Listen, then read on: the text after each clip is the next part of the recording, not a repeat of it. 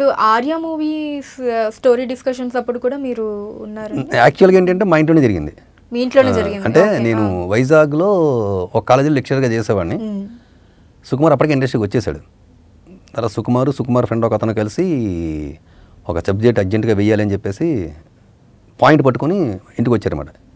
అంటే ఆ పాయింట్లో ఏంటంటే ఇట్లా ఒక పాయింట్ చెప్పాడు ఇట్లా సుకుమార్, అది చాలా బాగుంది, చాలా కొత్తగా ఉందని చెప్పి. అందులో నా కంట్రిబ్యూషన్ ఏంటంటే వాళ్ళని ఒక రూమ్లో పడేసి మీరిద్దరు డిస్కస్ చేసుకోండి అని చెప్పేసి నేను కాలేజీకి పోయేవాడిని. ఈవినింగ్ వచ్చిన తర్వాత ఏమేమి సీన్స్ వేశారు, ఎంతవరకు డిస్కస్ చేశారు చెప్పాలని చెప్పి. అంటే సుకుమార్ కంటే నేను ఏజ్లో పెద్దవాడిని, యాక్చువల్గా అన్నయ్య అని పిలుస్తాడు. సో వాళ్ళ భాషలో ఏంటంటే ఈ పెద్దోడు వచ్చి అడిగితే ఏదో చెప్పకపోతే తిడతాడు అని ఏదో చెప్పడానికి ట్రై చేయడానికి ఏవో సీన్లు వేసేవారు.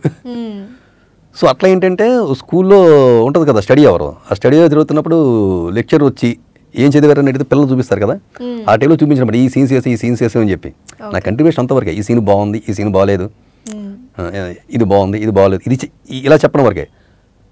అంతవరకు ఆర్య నా కంట్రిబ్యూషన్. దగ్గర 1 month పాటు ఇంట్లోనే కూర్చొని మొత్తం లైన్ అంతా సెట్ చేసుకున్నారు, మొత్తం లైన్ ఆర్డర్ అంతా కూడా.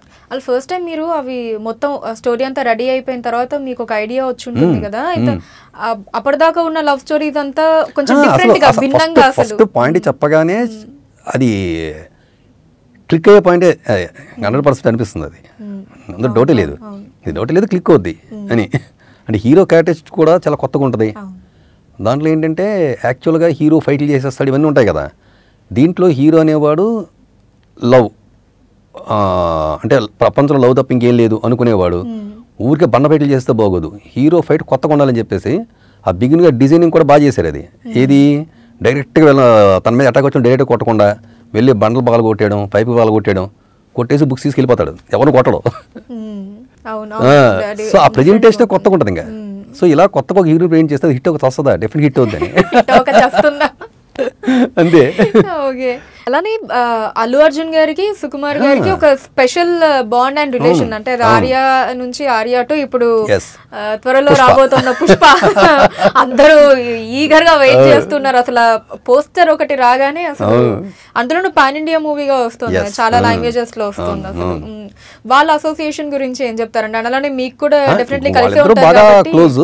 ఇంకా వాళ్ళ అసోసియేషన్ గురించి అంటే నేను వాళ్ళిద్దరు ఎప్పుడు మూవ్ అవ్వలేదు కదా, అంతగా తెలియదు. బట్ అంటే జస్ట్ పరిచయం అంతే, అంత మించి ఇంకేం లేదు. అంటే సడన్ గా చూస్తూ గుర్తుపడతలేదు కూడా ఆయన, చాలా తక్కువ. అంటే ఎప్పుడో షూటింగ్లో చూసాం అంతే. తర్వాత ఒకసారి దర్శకుడు ప్రోమో రిలీజ్ ఏంటిది ఏమంటారు, ప్రీ రిలీజ్ ఫంక్షన్కి ఆయన వచ్చారు అప్పుడు. అంతే, అంతకుమించి 2-3 సార్లే అక్వాంటెన్స్, అంతకుమించి లేదు.